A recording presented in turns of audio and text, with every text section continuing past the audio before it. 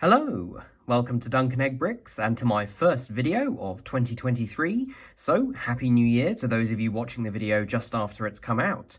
This is going to be part 58 of my Hogwarts MOC series, where we're going to be building the wooden bridge gatehouse.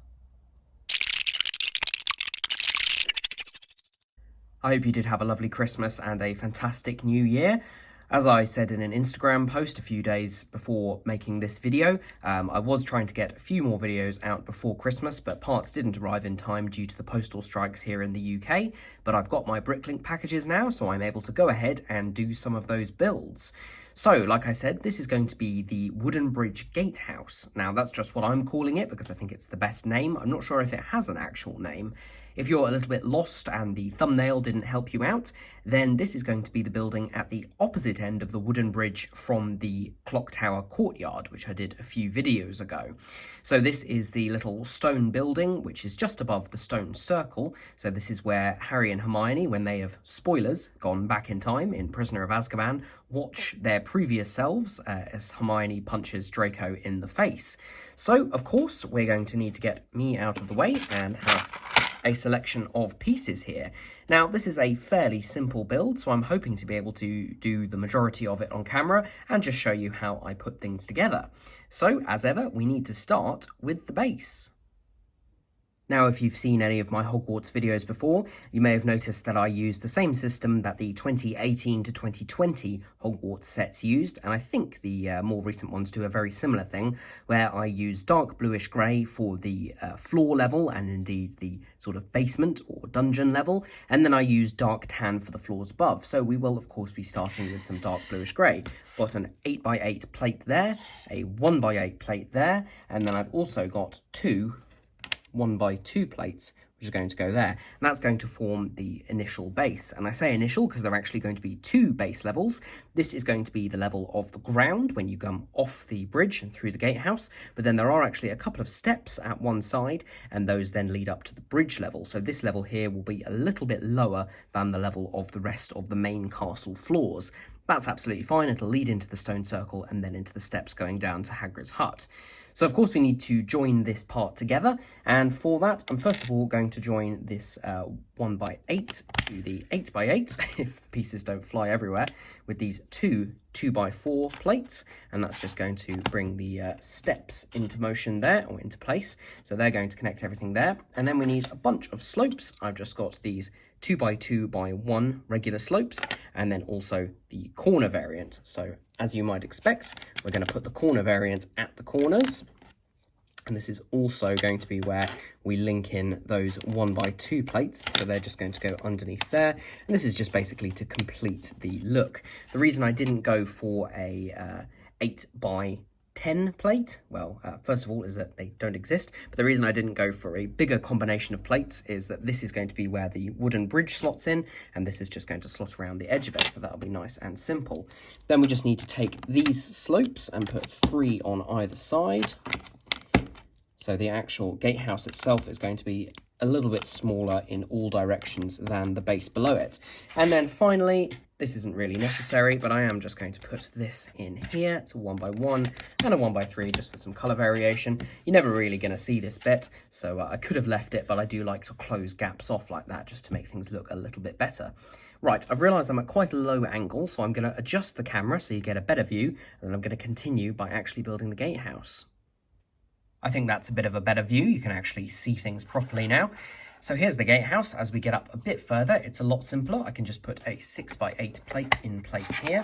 I'll just squeeze that down off the table. So there we go. That is where the main level of the gatehouse goes. And I realise I've actually forgotten in my haste to add another plate underneath. I've used a 2x4, but it could easily just be a 1x4, and that'll allow these steps to merge together. So there we go. Those are the steps completed.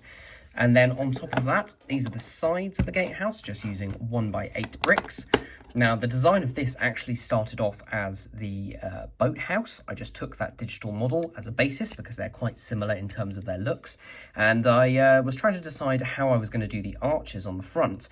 And what I've ended up doing is using these arches, 4 of those, 2 at either end. But I was debating whether to use the 1x4 arches that go over those curved topped windows, just because that might be a bit better, but I settled on using this so it has a better arch shape and a better shape down the middle as well. Now this gatehouse, I should say, has some windows, and I've decided to use these kind of panel type windows rather than more squarish ones, and I think they just looked quite nice, and they add those little bits of detail on either side. So that's fairly simple. And then onto that, I'm going to try my best at building live from my diagram here, my digital model. So do bear with me. So there's 2 there, and then we're actually going to need a specialized brick with a clip on the side. That's going to go there just to hold a torch. And then at the back here, I like to vary things up and use as many different colors of bricks within the kind of color palette, just to make things look as interesting as possible.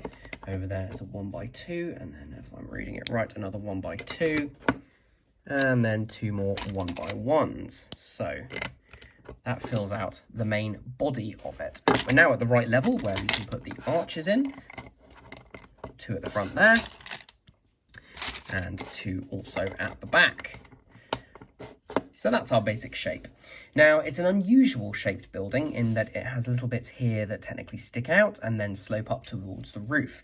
I tried my best to include that, but at the end of the day, what I've actually gone for is a slightly modified version of that, which allows me to get all the shapes in without making things oversized, and also allows me to tie it in with the wooden bridge, so the roof will be at the same level. So there we go, things are all lined up nicely there, and we'll need to lock the top together with some 1x2s. We've got a masonry brick there, and then 3 normal 1x2s around the edges. So that's all looking pretty solid. Now, instead of some regular 1x4s or anything else, we're actually going to use these inverted slopes, and these are going to go and support the roof above. So they're going to go there and there, and the same on the other side. So there we are. This is the basic structure. All that needs to go on now is the roof, and the roof uses a slightly different construction in that we're going to have some plates at the front and back just to raise things up a little bit, 1 there and 1 there, and we're going to be using these 1x2x2 slopes, which again is similar to the boathouse, but we're just going to have 2 there and 2 there, and then the 2 wide version of them for the actual roof, and that's why I've put those inverted slopes there, because they will just support them underneath and make things a little bit more stable, he says as he knocks part of it over. So that is actually incorrect. I've done that wrong. I was thinking it looked a bit odd. That's because they need to go back a bit, so it's actually even more important that I use those slopes. Shows that I should pay attention and not talk the whole way. Oh, it wouldn't come off. There we go. So yeah, some of those are actually only supported by a single stud, but that shouldn't matter because we're going to join the entire top together, first of all, with a bunch of jumper plates. Just use the 1x2 variants here as they're easy to come by, and I had a few in stock already. And this is just going to enable us to bring the roof to a bit of a point because, as you may know, these slopes do not have a variant that would join the 2 bits together at the top, unlike the 45-degree versions.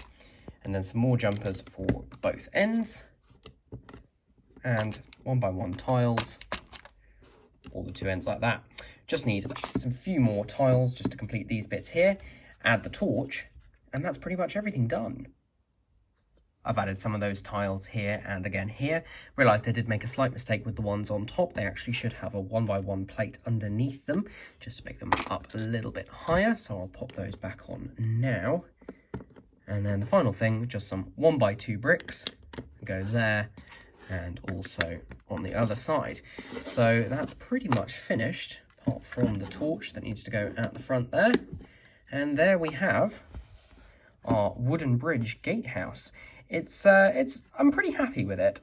Ideally, what I'd like is for this archway to be maybe 3 wide in the middle, but there's no super simple way of making that, especially within the size constraints that I've got here. And at least this way, it does mean I can have some figures inside there, probably one of the versions of Harry and Hermione, watching their previous selves down at the front there. A little bit plain on this side, but this is the side that's going to be facing away from the camera most of the time. So I think the only things that are left to do are, one, I just want to show it next to the boathouse so you can see the inspiration. It's just one way that I go ahead and make my models, is using previous parts of the castle in order to inspire them and get dimensions and things right. because there are a lot of features that are the same throughout the castle. Yeah, then I will put it in place at the end of the wooden bridge. Here's the boathouse, and then here is the wooden bridge gatehouse. So you can see there's a bit of inspiration there, although this is a slightly scaled down version. If I'm being honest, I would have liked to have made it a little bit bigger like this, but then the width would have necessitated having a bigger roof, and then that wouldn't have matched as well with the wooden bridge. So I've gone for this, and it's such a small building that I really don't think it'll be too much of a big deal. So I'm going to build up some supports for this using some random multicolored bricks, get it up to the same height as the wooden bridge, and put it all in place. And here it is finally in place. As you can see, the roof matches up perfectly with that of the wooden bridge, same detailing on top and everything. We just have the little slopes at the front and back of the building that stick out a bit more. Get quite a nice view looking down the bridge towards the clock tower with the Whomping Willow there.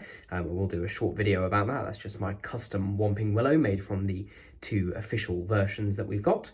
So there we go. That is this side of the actual connected castle finished. The only thing left to build here is the owlery, and then that'll be all the major buildings done. And then, yeah, obviously a lot of landscaping and detail. You can see I'll put some placeholders in there. And yeah, there'll be more to go. Now, the other big thing that's going to be happening is that there are lots of changes going to be going on in the Lego/spare room to make use of the space in a bit of a different way and make better use of the space for everybody. And yeah, I will be detailing those in the upcoming weeks. So there might be some slight disruption to normal videos or Hogwarts videos, but there will be a few more things just showing how I'm going to go about changing the room and the different storage solutions that I'm actually going for. So say goodbye to these shelves. I'm going to be getting something different. I'm going to be moving everything over to that wall there. But I will put all those details in upcoming videos, so stay tuned for that, as it were. Thank you very much for watching. If you've enjoyed, then please subscribe to the channel for future updates and future Lego room videos and MOCs and mods going into 2023. I am still as passionate as ever and wanting to get some good content there out for you, as well as some fun builds for myself. So give the video a like, leave a comment down below, and I will see you all again very soon.